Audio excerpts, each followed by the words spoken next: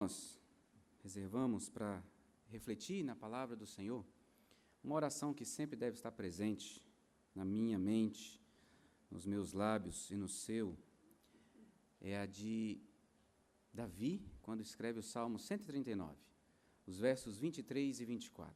Ele assim ora: sonda-me, ó Deus, e conhece o meu coração. Prova-me e conhece os meus pensamentos. Vê se há em mim algum caminho mau e guia-me pelo caminho eterno. Davi reconhece que existem caminhos tortuosos pelos quais ele tem seguido. Davi reconhece que o seu coração é enganoso e ele precisa ser corrigido pelo Senhor. Então ele pede para que o Senhor o sonde e fale ao seu coração. E essa é uma oração que eu e você devemos fazer sempre quando nos colocamos diante da palavra. Seja o seu momento sozinho, quando você abre a Bíblia e vai ler, seja esse momento que nós nos reunimos para ouvir a mensagem do Senhor. Por isso eu quero pedir que nós tenhamos esse primeiro momento de oração silenciosa. Eu peço que você ore por você, para que Deus abra o seu coração, os seus ouvidos, te dê atenção e você ouça exatamente aquilo que Ele quer falar ao seu coração. E ore por mim, para que eu seja fiel ao que Deus quer falar ao nosso coração através da sua palavra santa nessa noite. Vamos ter esse tempo, então, de oração.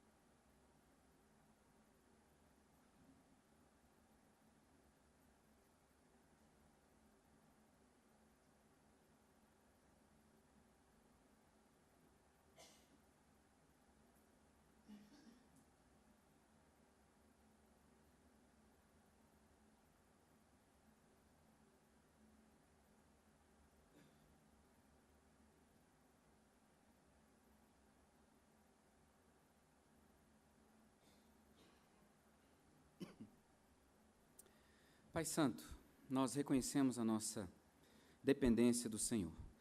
Expressamos nossa gratidão, louvamos o Teu nome, cantamos as Tuas grandezas e as Tuas maravilhas. E agora, quando nos achegamos diante da Tua palavra santa, nós pedimos: fala conosco, Pai. Nós reconhecemos que precisamos de ser transformados por ela. Não somos bons, temos um coração pecaminoso. A gente sempre vai tender para o mal, sempre para o egoísmo, para o individualismo e para tudo aquilo que não reflete a vontade e o plano do Senhor para a nossa vida. Por isso, abra o nosso entendimento, traz cativa a nossa mente para aquilo que o Senhor quer falar ao nosso coração nessa noite. E tem misericórdia da minha vida, Pai, que eu seja apenas instrumento nas Tuas mãos, que eu seja apenas fiel àquilo que o Senhor quer falar ao nosso coração nessa noite. Usa-me por Tua graça. Eu assim oro junto com os meus irmãos e as minhas irmãs em Cristo Jesus, o nosso Senhor e o nosso Salvador. Amém. Amém.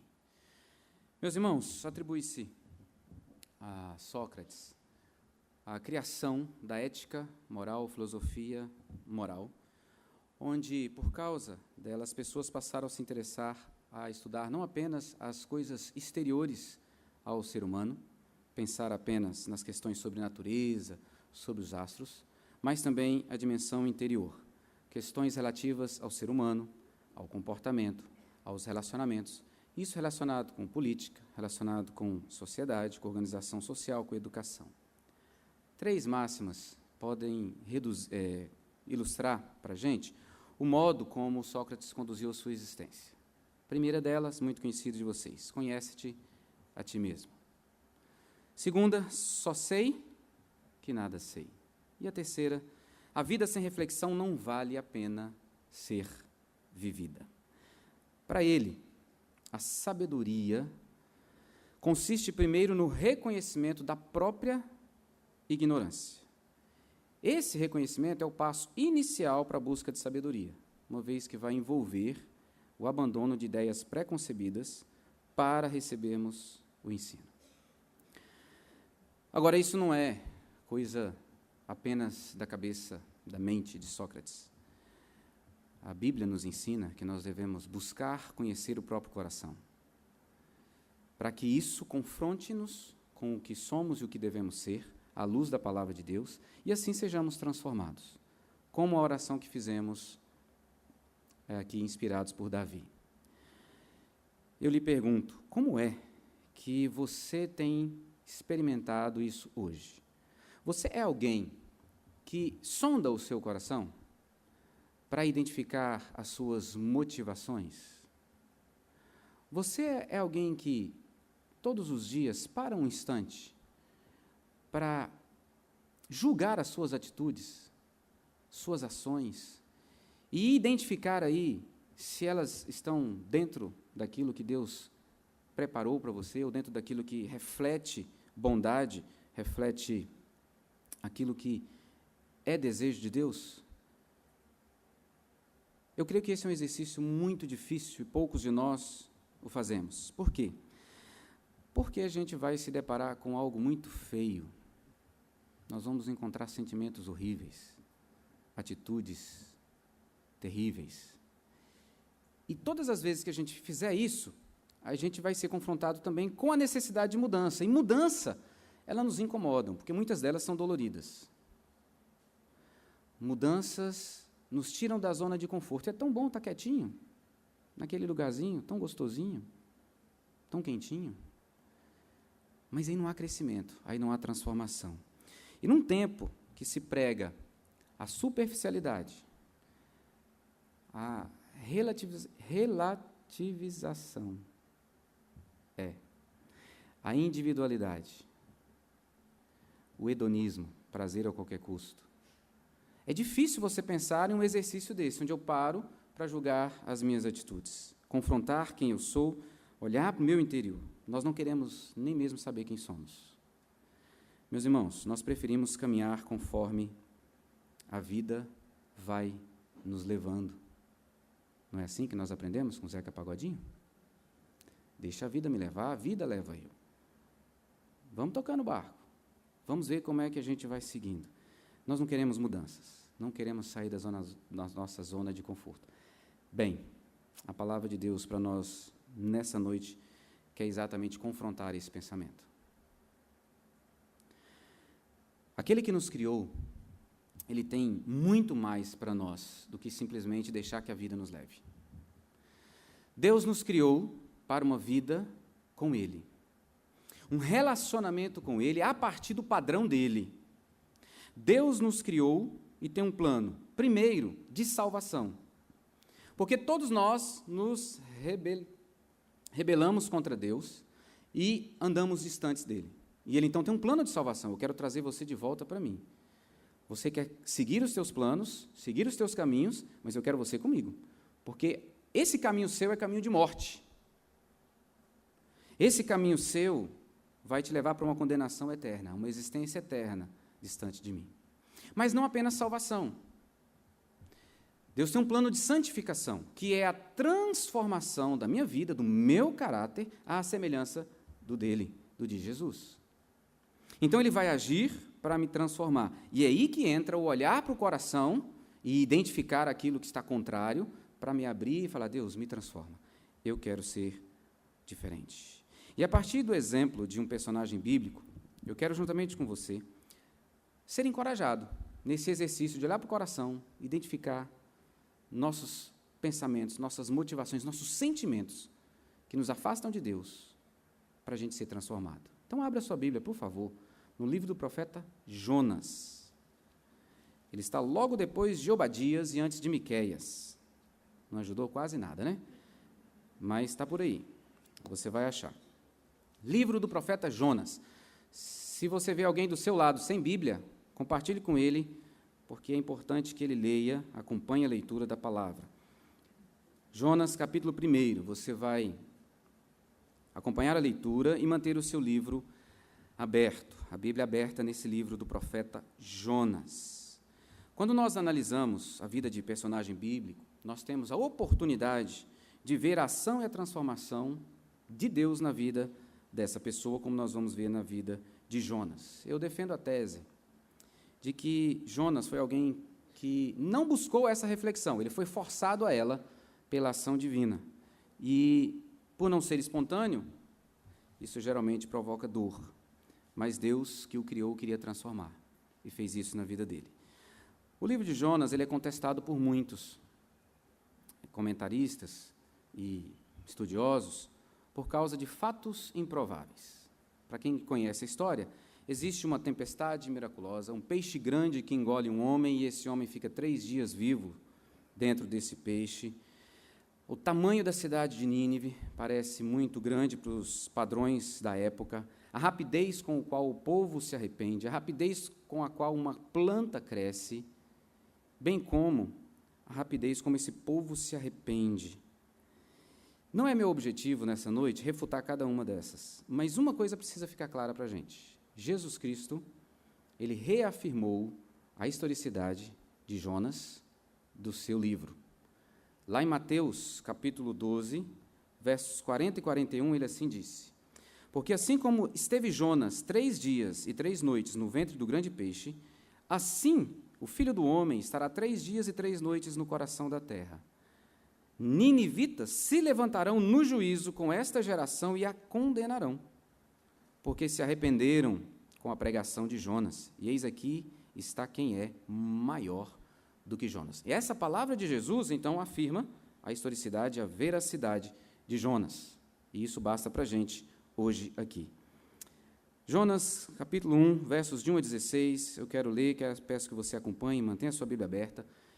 E o tema para nós nessa noite é naufrágio espiritual, resultado da fuga de si mesmo. Eu não creio que Jonas fugiu apenas de Deus, ele fugia de si mesmo. Diz assim o texto: veio a palavra do Senhor a Jonas, filho de Amitai, dizendo: dispõe-te, vai à grande cidade de Nínive, e clama contra ela, porque a sua malícia subiu até mim. Jonas se dispôs, mas para fugir da presença do Senhor, para Tarsis. E tendo descido a Jope, achou um navio que ia para Tarsis. Pagou, pois, a sua passagem, embarcou nele para ir com eles para Tarsis, para longe da presença do Senhor. Mas o Senhor lançou sobre o mar um forte vento, e fez-se no mar uma grande tempestade, e o navio estava a ponto de se despedaçar.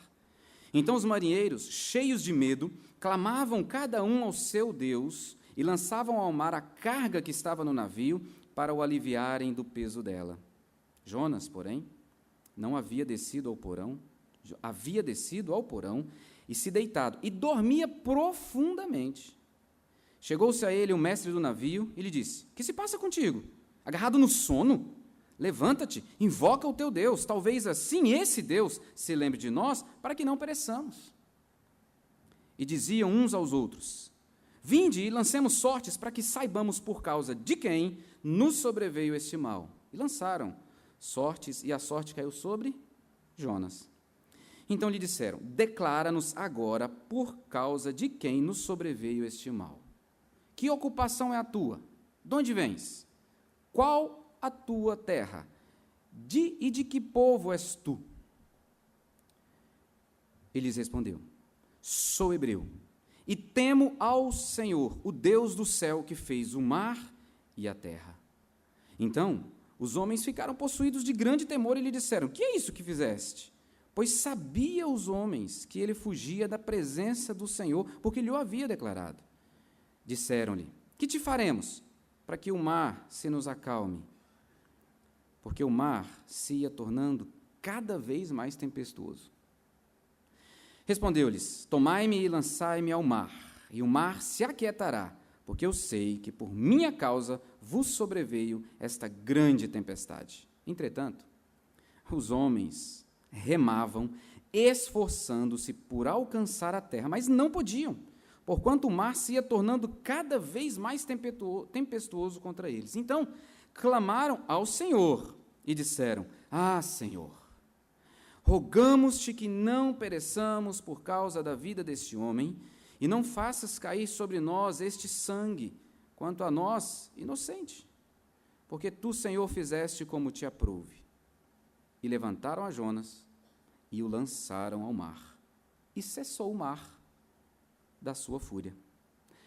Temeram, pois, estes homens em extremo ao Senhor e ofereceram sacrifícios ao Senhor e fizeram votos. Até aqui. Naufrágio espiritual, resultado da fuga de si mesmo. Jonas não apenas foge de Deus, não apenas foge da presença de Deus. Jonas está fugindo de si mesmo e, por causa disso, meus irmãos, ele naufraga. Mais do que ir parar no fundo do oceano, Jonas se perdeu na sua espiritualidade por causa daquilo que estava lá no fundo do seu coração. Ele ficou distante de Deus por causa dos sentimentos, daquilo que ele vivia, que estava escondido dentro do seu coração e que ele não queria encarar. Ele não queria conhecer. Por trás da sua fuga estavam sentimentos que o levaram para o fundo do mar, para a barriga do grande peixe. Eu queria que você pensasse, enquanto Deus vai falando conosco, sobre esses sentimentos, se eles fazem parte da sua vida. O primeiro deles é a desobediência. A desobediência àquilo que Deus tem para a sua vida. Deus dá uma ordem clara para Jonas. Jonas, é para você ir para Nínive e pregar, porque esse povo está agindo de tal maneira contra a minha vontade que a malícia subiu até mim. Está aí no verso de número 2.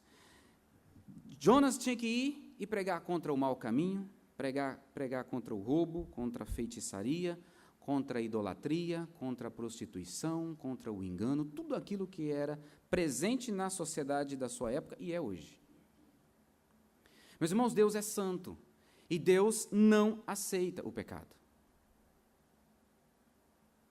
Deus se ira contra o pecado.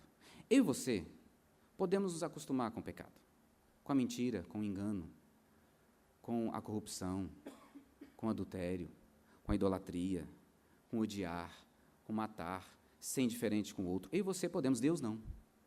Deus não admite isso, Ele é santo. Ele é totalmente contrário ao pecado e qualquer pecado. E por causa disso, Ele sempre vai agir para libertar-nos do pecado, para transformar a nossa vida e nos dar condições de viver uma vida sem pecado. Por isso, Ele se levanta e fala: Jonas, vai lá e prega para aquele povo, porque eu quero libertar aquele povo. E Jonas, então, deve ir e falar: olha, Deus está enviando um juízo iminente sobre a vida de vocês. Arrependam-se. É o que você vai ver no capítulo 3, quando, no verso 3 diz: levantou-se, pois, Jonas e foi a Nínive segundo a palavra do Senhor. A Nínive era cidade muito importante, diante de Deus, e 3 dias para percorrê-la. Começou Jonas a percorrer a cidade, caminho de um dia, e pregava e dizia: ainda 40 dias, e Nínive será subvertida. Nínive será destruída, será revolvida, será impactada. Meus irmãos, qual que é a resposta de Jonas, no verso de número 3? Jonas se dispôs, mas para fugir. Nunca é uma boa palavra a gente usar mas após Deus dar uma ordem para a gente. Deus falou para você amar o seu irmão, mas você tomou a decisão de ser indiferente com ele. Nunca é uma boa ideia a gente usar o mas depois de uma ordem de Deus para a nossa vida. Nunca é. A desobediência de Jonas revela que ele está fugindo não apenas de Deus, mas de si mesmo. Ele não queria enfrentar os sentimentos existentes dentro do seu coração, que talvez nem ele mesmo conhecia. E a única saída para não enfrentar o coração é fugir. Eu vou desobedecer a Deus. A desobediência vai revelar o quê, meus irmãos? Na vida de Jonas? Independência. Eu não preciso de servir a Deus, eu não preciso de obedecer a Deus, eu posso guiar e seguir o meu caminho. Eu consigo me virar sozinho. E não foi essa a mesma decisão de Adão e Eva lá no Éden? A independência de Deus pode deixar: Senhor, nós vamos viver do nosso jeito, seguindo as nossas leis. Meus queridos, essa atitude de Adão e Eva, nossos pais, representantes da humanidade, revelou a independência de Deus. E hoje nós estamos numa sociedade onde se bate no peito e se diz a mesma coisa. Eu não preciso de Deus. Eu tenho dinheiro suficiente para ter o melhor plano de saúde, pagar os melhores médicos, eu não preciso de Deus para pedir para que Ele traga uma cura para a minha vida. Eu não preciso de Deus para preencher o meu coração, porque eu preencho com tudo aquilo que eu compro e adquiro. Eu não preciso dos meus amigos, porque eu posso conseguir outros amigos. Essa é uma realidade hoje. E talvez a minha e a sua, com a qual a gente tem que lutar. Qual o resultado de ações como essa? Se você olhar no texto comigo, você vai ver o prejuízo que isso causa. Primeiro, para si mesmo. Por causa da sua desobediência, ele precisa ser jogado ao mar. No verso 16, os homens pegam e jogam ele no mar, porque não tem outro jeito. Verso 15, perdão. Não tem outro jeito de acabar com a tempestade. Então, Jonas traz prejuízo para si mesmo. E isso é que acontece comigo e com você quando nós somos independentes de Deus. Mas tem prejuízo para o outro também. No verso 5, você vê que eles têm que jogar todas as cargas fora. A desobediência de Jonas levou a todos no barco sofrerem uma tempestade. E por causa dela, para tentar administrar a situação, eles tiveram que jogar fora as cargas. Pensa no prejuízo. Perderam tudo. A minha e a sua atitude de desobediência a Deus traz implicações não apenas para a minha vida, prejuízo para a minha vida, mas para a sua vida e para a vida dos outros que estão à nossa volta. E não foi assim também no Éden? Por causa da desobediência de Adão e Eva, eu e você nos tornamos pecadores, rompidos em nosso relacionamento com Deus e completamente separados. Completamente destituídos da presença de Deus. Jonas não quer enxergar isso, mas Deus o ama. E embora nós nos deparamos com o mas de Jonas no verso 3, tem um mas de Deus no verso 4. Deus manda uma tempestade, mas uma tempestade que vem para revirar a vida de Jonas.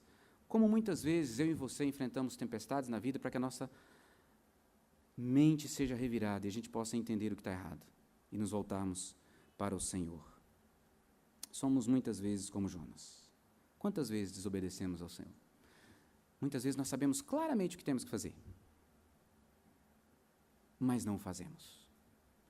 Sabemos, por exemplo, que temos que buscar ao Senhor em oração, que precisamos falar com o Pai, que precisamos colocar o nosso coração diante dEle. Não fazemos. Sabemos que temos que ler a Bíblia para conhecer esse Deus revelado e ganhar força em si mesmo para viver uma vida para Ele. E não fazemos. Sabemos que temos que amar o outro como a nós mesmos. Não fazemos. Sabemos que temos que cuidar uns dos outros. Não fazemos. Queremos cuidar apenas de nós. Isso traz prejuízo para a gente e para o outro. Esse é o primeiro sentimento que levou Jonas ao naufrágio espiritual. Segundo, indiferença. Jonas pensava apenas em si mesmo. Ele não estava preocupado com os outros. Ele não queria ser confrontado, então, desculpa a expressão, que se dane o mundo. Meus irmãos, como que uma pessoa pode dormir profundamente em plena tempestade, que estava revirando esse navio para um lado e para o outro, eles tinham que jogar fora as coisas para que o navio ficasse mais, ou um pouco mais equilibrado, e uma pessoa entra para o fundo e dorme profundamente. Jonas é totalmente indiferente. Primeiro, aos ninivitas. Deus quer que ele vá pregar para os ninivitas. Ele falou assim, eu não vou, porque Deus é misericordioso e vai que eu prego e ele perdoa esse povo. E eu não quero que isso aconteça de jeito nenhum. Então ele é indiferente com aquele povo. Ele é indiferente com os marinheiros. Dormia profundamente. E eu chamo aqui de o sono da fuga. Quantas vezes a gente também prefere dormir para fugir das nossas responsabilidades? Ele não se preocupa com os ninivitas, não se preocupa com os marinheiros, nem mesmo com ele. É indiferente ao seu próprio chamado como profeta de Deus. Quantas vezes eu e você somos indiferentes em nossos relacionamentos? Eu fico pensando se às vezes o fato de eu não compartilhar aquilo que enche o meu coração, o Evangelho de Cristo, com outras pessoas, é porque eu sou indiferente com as pessoas. Eu já fui salvo, glória a Deus. Os outros que se virem. Alguém deve pregar lá para eles. Eu fico pensando, quantas vezes nos falta amor para testemunharmos do Evangelho? Quantas vezes nos falta amor para abrir os olhos para as necessidades dos que estão à nossa volta? Quantas vezes, meus irmãos, somos indiferentes ao outro porque pensamos diferente do outro? E aí tomamos o caminho da indiferença. É melhor eu não me relacionar, porque a Carol pensa diferente de mim, então é melhor ela ficar lá do lado dela, pensando do jeito dela, e eu penso do meu. Quantas vezes nos escondemos em nosso porão particular, dormimos o sono da fuga, preocupados apenas com a nossa vidinha? Meus irmãos, somos confrontados, somos indiferentes tantas vezes. No verso de número 8, olha comigo. Então lhe disseram: declara-nos agora por causa de quem nos sobreveio este mal? Que ocupação é a tua? De onde vens? Qual a tua terra? De que povo és tu? Deus está chamando a atenção de Jonas para olhar quem ele é. Resumindo, quem é você, Jonas? Quem é você? E ele precisa falar. Olha a resposta dele no verso 9. Sou hebreu. Isso trazia implicações. Significa que ele servia ao Deus dos hebreus, Yahvé, o único e verdadeiro Deus, aquele que é. Significava que ele servia a esse Deus, fazia parte de um povo seleto, o povo desse Deus. E ele vai explicando isso. Sou hebreu, temo ao Senhor, Senhor em caixa alta, já falei isso para vocês, é Yahvé, o Deus do céu que fez o mar e a terra. E por isso que eles ficam aqui possuídos de grande temor. Porque qual que é a interpretação deles? Como que você, que serve o Deus que fez o mar e a terra, foge dele? É por isso que nós estamos enfrentando isso aqui. E aí nós nos deparamos com o terceiro sentimento que leva Jonas ao naufrágio espiritual. É a falsa piedade. É quando a gente vive uma distância entre o que nós dizemos ser sobre ser discípulo de Cristo e aquilo de fato a gente vive. É a distância entre aquilo que eu afirmo que o Evangelho me ensina e aquilo que de fato eu coloco em prática. Isso é a falsa piedade. É quando a gente tem performances cênicas para os outros, mas Deus conhece o nosso coração. Deus sabe o que se passa lá dentro. Então existe uma contradição. Se Jonas é membro desse povo, ele é hebreu, serve a esse Deus, o soberano, o criador de todas as coisas, como que ele não pode obedecer a esse Deus? Como ele não obedece a esse Deus? Daí a reação de perplexidade. Não há coerência entre a declaração de pertencer ao Deus de Israel e não obedecer ao Deus de Israel. Porque pertencer a esse Deus implica em andar conforme a vontade desse Deus. E eles sabiam disso, os marinheiros sabiam disso. E a gente deve pensar um pouquinho sobre a nossa devoção a Deus. Se eu digo que pertenço a Jesus Cristo, pertenço à igreja do Deus vivo, como é que eu tenho vivido a minha vida cristã? Eu tenho colocado em prática aquilo que de fato Ele tem me ensinado? São perguntas para a gente responder, porque elas vão confrontar aquilo que nós temos vivido.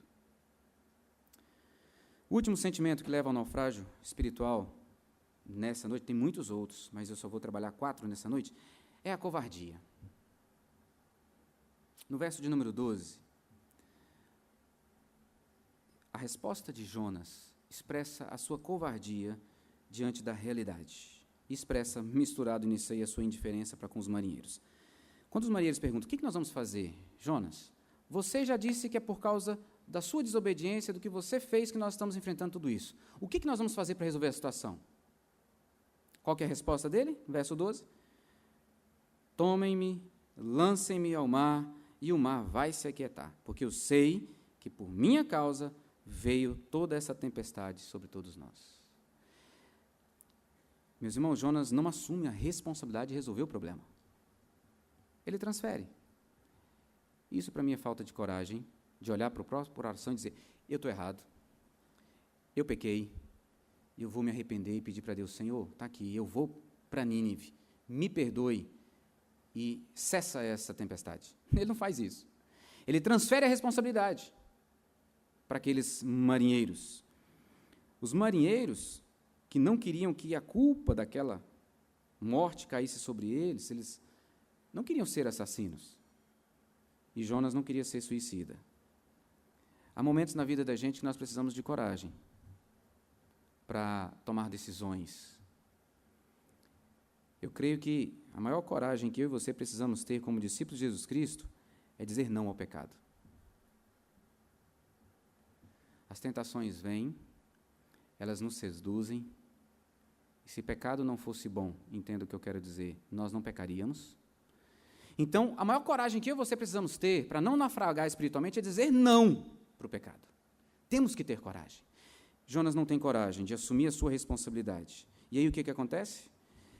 Embora Jonas tenha dado essa orientação, me joguem no mar, qual foi a atitude dos homens, dos marinheiros? Verso de número 13. Entretanto, esses homens sim foram corajosos, porque continuaram remando e esforçando-se por alcançar a terra. A coragem que Jonas não teve, eles tinham. Não, vamos continuar remando, vamos continuar lutando para que a gente consiga chegar na terra, mas não vamos dar fim na vida desse homem. A indiferença que Jonas teve para com eles, marinheiros, ele não recebeu. Os marinheiros, não, nós vamos lutar aqui até o máximo, porque nós não queremos ser indiferentes com você. Mas não teve jeito, porque tinha um propósito de Deus nisso, e Deus estava controlando aquela tempestade. Como não conseguiram, então eles fazem uma oração ao verdadeiro Deus, não agora mais aos deuses deles, mas ao verdadeiro Deus, não aos deuses pagãos, mas ao Deus Yahvé, e tomam a decisão após a oração. Eles oram, depois tomam a decisão. É interessante isso. Já prestou atenção aqui? Verso 14. Então clamaram ao Senhor e disseram: Ah, Senhor, rogamos-te que não pereçamos por causa da vida deste homem, e não faças cair sobre nós esse sangue, quanto a nós, inocente, porque tu, Senhor, fizeste como te aprouve. E depois que jogam.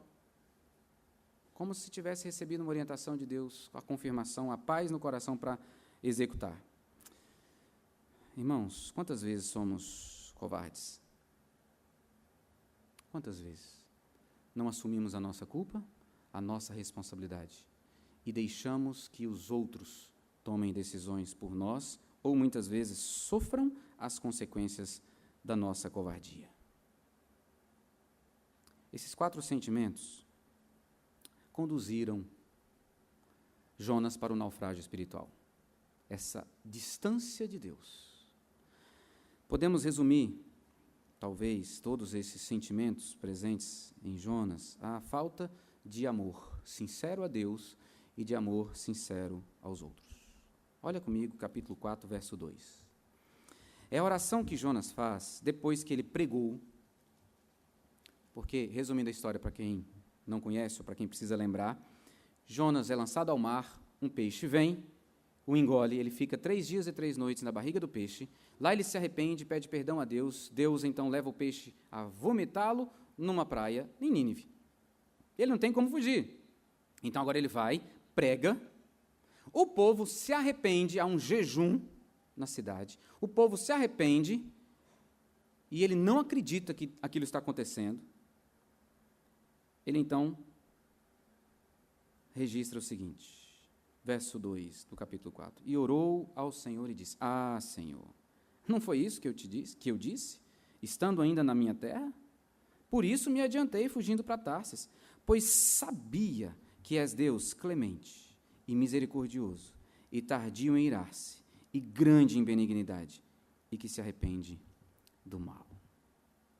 Diante do arrependimento daquela cidade, Deus resolve não mais destruí-la. E Jonas não aceitava isso.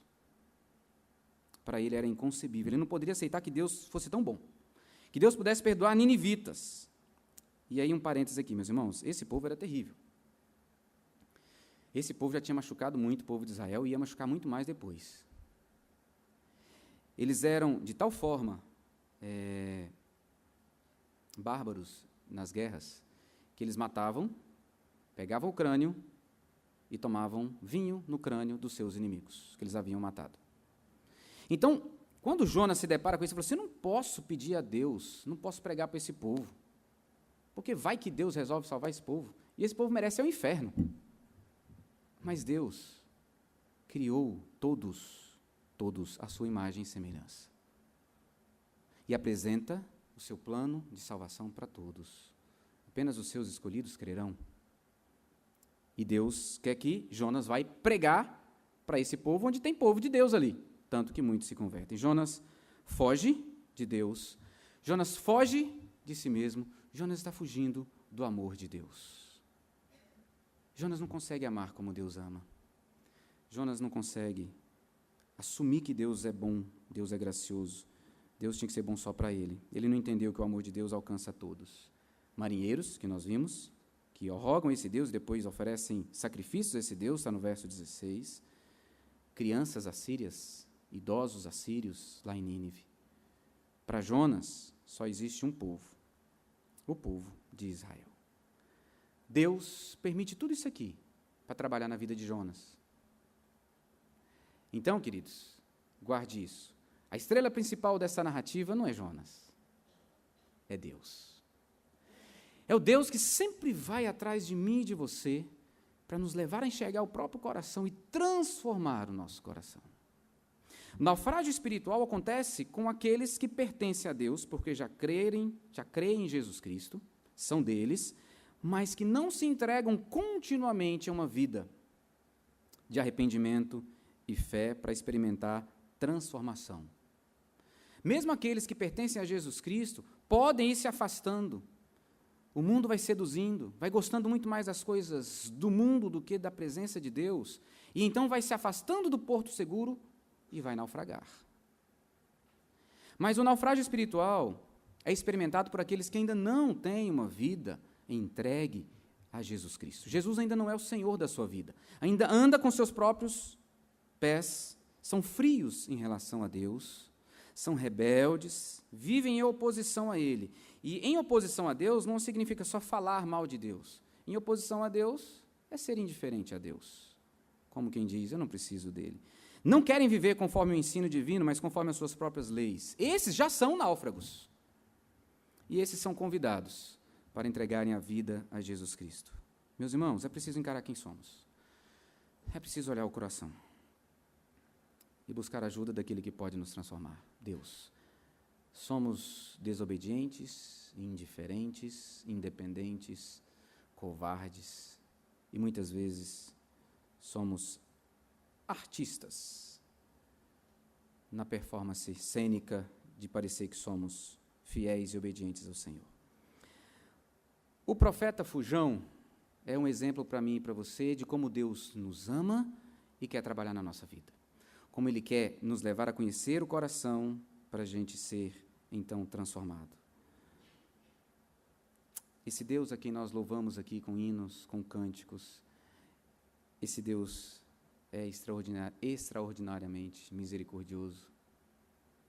Ele é impressionante, porque Ele usa seres humanos com coração ressentido como Jonas para levar a salvação a uma cidade inteira. Usa eu e você, pecadores, para levar o Evangelho a quem Ele quer salvar, a quem Ele quer redimir. Deus envia Jonas, Deus resgata Jonas, Deus envia Jonas de novo e a pregação de Jonas salva um povo. Deus é grande em compaixão. Deus me resgatou, eu às vezes fujo dele, Ele me resgata de novo e Ele me envia a pregar o Evangelho por compaixão e graça. Nós temos ouvido mensagens aqui falando sobre o que é ser igreja, sobre a nossa missão. A semana passada sobre nossa dedicação a buscar e a suplicar o favor do Senhor. E hoje vem essa mensagem para que o nosso coração esteja consciente o tempo todo de que nós dependemos do Senhor e de que existimos para Ele, não existimos para nós. Jonas não existia para si e Deus quis deixar isso muito claro para ele. Deus quer que o nosso coração seja como o dele. Capítulo 4, olha aí o verso 10 e 11. Como encerra o livro e fica um abismo para a gente não sabe o que aconteceu de fato, mas Jonas registrou o livro. Capítulo 4, verso 10 diz assim: tornou o Senhor a dizer para Jonas: tens compaixão da planta que te não custou trabalho, a qual não fizeste crescer, que numa noite nasceu e numa noite pereceu, e não hei eu de ter compaixão da grande cidade de Nínive, em que há mais de 120.000 pessoas que não sabem discernir entre a mão direita e a mão esquerda, e também muitos animais? E o que é que Deus está dizendo para Jonas? Jonas, você está sofrendo por causa de uma planta que nasceu, fez sombra para você, depois eu matei, ela morreu, e aí o sol castigou sua careca, e eu não vou ter compaixão, você está sofrendo por causa dessa planta. Eu não vou ter compaixão de gente criada à minha imagem e semelhança? E o que é que Deus está dizendo? Jonas, tenha um coração como o meu. Entenda quem eu sou e o que eu estou fazendo. E essa palavra é para mim e para você. Precisamos pedir ao Senhor, Pai, nos dê um coração como o do Senhor. Na teologia sistemática de Jonas, existia um povo exclusivo e individual. Esqueceu do grande amor e da grande misericórdia do Deus Altíssimo. Deus o chamou para isso. Ele era descendente do povo hebreu. E aí a gente lembra de Abraão, que eu preguei aqui dia 31 de julho, um homem que foi chamado para ser abençoado e abençoar todas as famílias da terra. Concluindo, meus irmãos, desobediência, independência, covardia, falsa piedade, indiferença, orgulho, soberba e tantos outros sentimentos estão presentes em meu e no seu coração mais do que nós podemos imaginar. E muitas vezes nós fechamos os olhos para isso, porque não queremos dar de cara com isso, porque dar de cara com isso significa que a gente precisa se arrepender e pedir perdão para Deus, porque é pecado. E se é pecado, Deus é contra. Uma forma de descobrir isso é nós olharmos para Cristo. Cristo é quem nos ensina a ser humildes, altruístas. Cristo é quem nos ensina a viver a vida dentro do plano de Deus. Foi Cristo que disse que a minha comida é fazer a vontade do meu Pai. Aquilo que me sustenta é fazer a vontade do meu Pai. Aquilo que dá significado para mim é fazer a vontade do meu Pai. Meus irmãos, nós precisamos olhar para Cristo. Esse olhar para Cristo não tem outro caminho. É nas Escrituras Sagradas e na oração. Lendo a palavra, deixando a palavra mostrar quem eu sou e me arrependendo, confessando o meu pecado. Precisamos mergulhar no oceano do nosso ser, num exercício de autoconhecimento, para identificar os pecados. Descobrimos nossos medos, nossas inseguranças, nossos sentimentos mais horríveis, mais feios, nos arrependermos deles, confessá-los diante do Senhor, para recebermos perdão. Deus agiu com graça e misericórdia com Jonas. Deus agiu com graça e misericórdia com você. E Deus quer agir com graça e misericórdia com muitos pelo mundo, os quais eu e você devemos levar o Evangelho. Jonas é um missionário, pouco rebelde, mas depois foi e cumpriu. Lutou consigo, mas Deus trabalhou no seu coração para que ele fosse transformado. Eu quero, antes de nós orarmos, ler no capítulo 2, o verso 2. Dentro do grande peixe, é assim que Jonas ora. E dentro do grande peixe, que é a nossa existência humana, eu te convido para a gente orar assim. Na minha angústia, clamei ao Senhor, e Ele me respondeu. Do ventre do abismo gritei, e Tu me ouviste a voz. É assim que a gente tem que fazer. Clamar, e Deus ouve. E Deus ouve, e transforma a nossa vida. Eu convido a você fechar seus olhos, para a gente orar. E eu convido você a fazer a sua oração. Pelo que você precisa orar nessa hora? Que o Espírito Santo vai conduzir sua oração.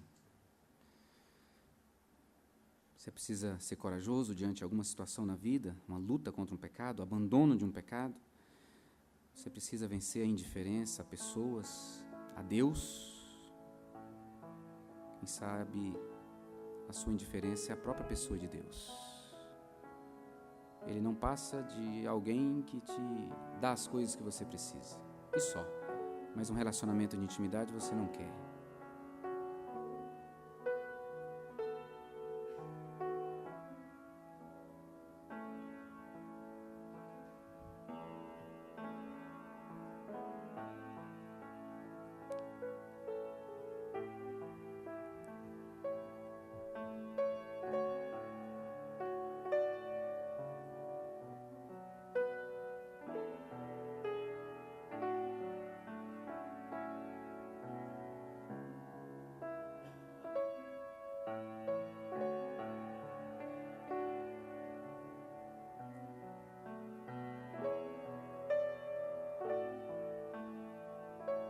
Pai, eu quero, diante do Senhor, junto com os meus irmãos e irmãs, aqueles que nos dão alegria de estar conosco nessa noite, colocar diante de Ti, Pai, o nosso coração. Não deixe a gente confiar no nosso próprio coração, porque ele é enganoso. Eu peço que o Senhor nos corrija, da mesma forma como o Senhor agiu na vida de Jonas, para trazê-lo de volta para perto do Senhor e transformar o coração dele num coração como o do Senhor, amando como o Senhor ama, olhando para as pessoas com amor, com carinho, com respeito, sendo corajoso para tomar as decisões que exaltam o Teu nome e que são conforme a Tua vontade. Não sendo indiferente à pessoa do Senhor, mas querendo andar contigo e servir ao Senhor de todo o coração. Eu peço que o Senhor transforme o nosso coração, Pai. Cada um aqui foi incomodado pelo Teu Espírito Santo, eu não tenho dúvidas. O Senhor nos traz e nos reúne para falar o nosso coração.